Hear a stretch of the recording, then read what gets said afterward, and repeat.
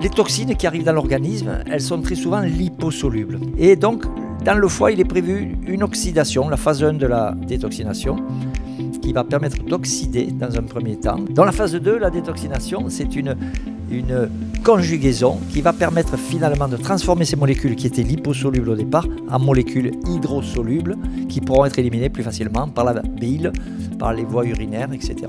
Donc c'est très important ce processus, mais il met en branle des quantités d'enzymes dans les deux phases. Et au niveau même de l'oxydation, il faut prendre des antioxydants.